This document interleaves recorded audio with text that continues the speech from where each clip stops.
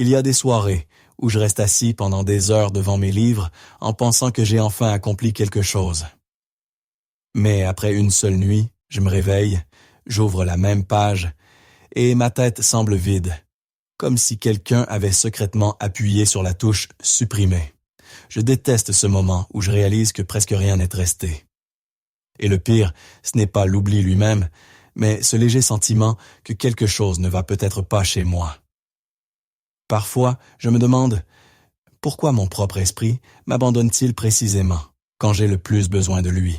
Et ce qui est surprenant, c'est que ce n'est pas de ta faute.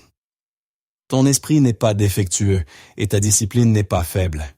Le véritable problème est beaucoup plus profond. Ton cerveau ne retient que ce qu'il considère comme réellement significatif, et tout le reste, il le laisse simplement tomber. Non par méchanceté, mais parce qu'il les est programmés ainsi, depuis des milliers d'années. Donc, si tu as l'impression que rien ne reste, ce n'est pas parce que tu n'étudies pas assez, mais parce que tu travailles contre ta biologie au lieu de travailler avec elle. Notre cerveau ne fonctionne pas comme une clé USB qui garde tout dès que nous y chargeons quelque chose.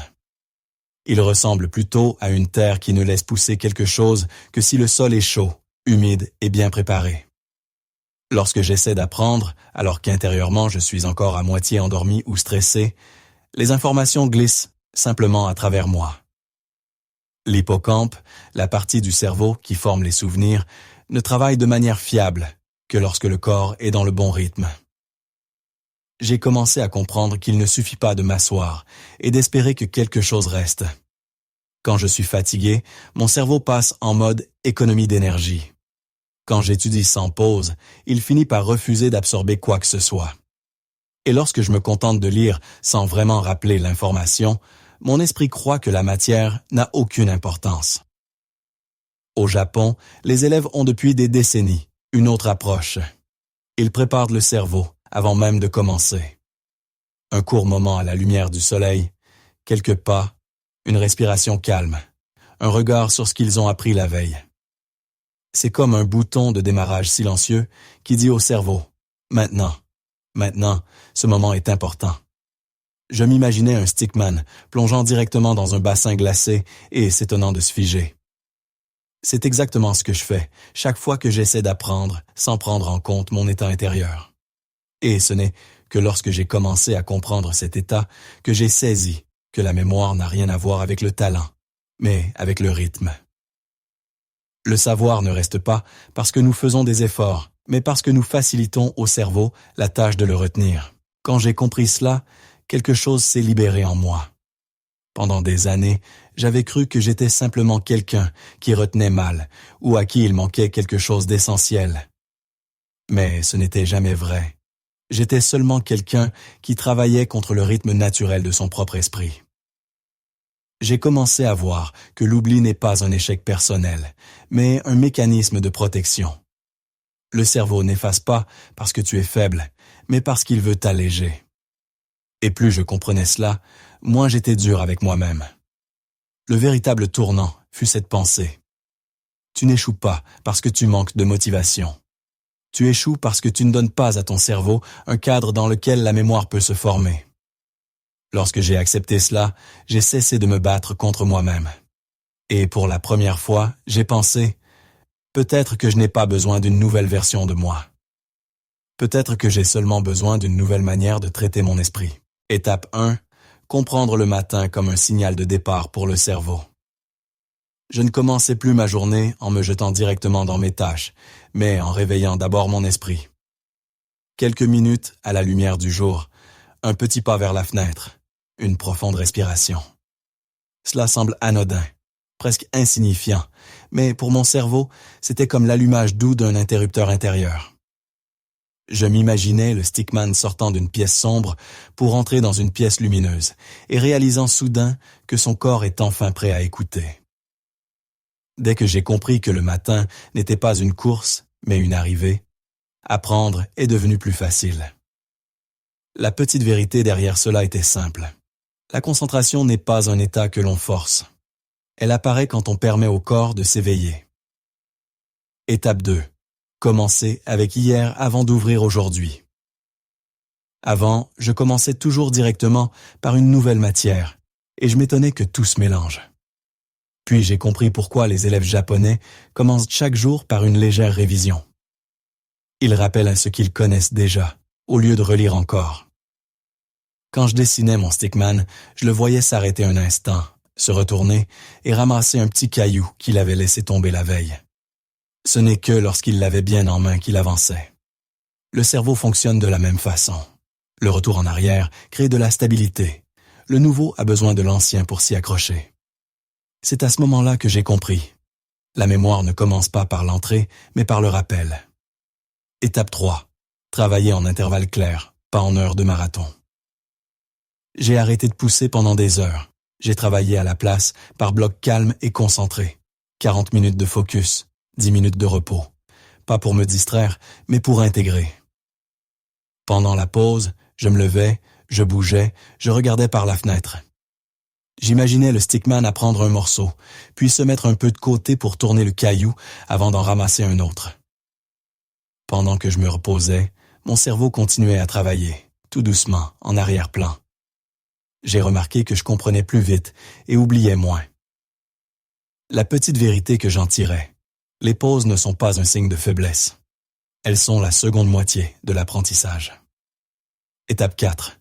Sceller la journée avec une fermeture silencieuse.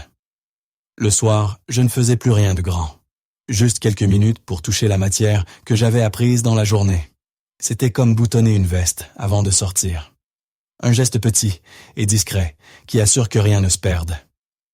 Je voyais mon stickman se pencher sur un seul symbole, le réécrire une fois encore, puis poser son stylo, non comme une tâche, mais comme un rituel. Ensuite, l'apprentissage tombait dans la nuit, comme une goutte dans une eau calme. Pendant le sommeil, mon esprit triait les motifs, renforçait les connexions, laissait l'important en place et emportait l'insignifiant. La petite vérité ici, l'apprentissage ne se termine pas quand tu fermes les livres. Il se termine lorsque ton cerveau, la nuit, décide ce qui peut rester. Lorsque j'ai relié toutes ces étapes, j'ai senti pour la première fois une nouvelle manière d'apprendre se former en moi. Aucun combat, aucune pression, aucune tentative de dompter mon cerveau. C'était plutôt une danse légère, avec une logique intérieure que je n'avais jamais remarquée auparavant. Un matin qui m'ouvrait, un retour qui me stabilisait, un rythme qui me portait, une soirée qui me protégeait. Et j'ai commencé à comprendre. La mémoire n'est pas un talent. C'est une relation avec son propre esprit. L'une de mes erreurs les plus fréquentes était mon impatience. J'attendais des résultats après une seule journée d'études et j'étais déçu lorsque mon esprit ne coopérait pas immédiatement. Mais le cerveau ne travaille pas au rythme de nos attentes. Il travaille au rythme de ses propres cycles. Une autre erreur était mon besoin désespéré de tout changer en même temps. Je voulais me lever plus tôt, étudier plus longtemps, rester plus concentré et être plus productif en même temps. À la fin, tout s'effondrait parce que mon système n'avait aucune stabilité sur laquelle s'appuyer. La troisième erreur résidait dans ma manière d'apprendre. Je lisais sans cesse le même paragraphe, comme si la répétition, sans réflexion, pouvait fixer quelque chose. Mais le cerveau ne se souvient pas de la répétition. Il se souvient de la signification. La dernière erreur était d'ignorer mon épuisement. Je croyais que persévérer était un signe de force, jusqu'à ce que je comprenne que la fatigue efface chaque souvenir. Ce n'est que lorsque je me suis permis de petites pauses que la clarté est apparue.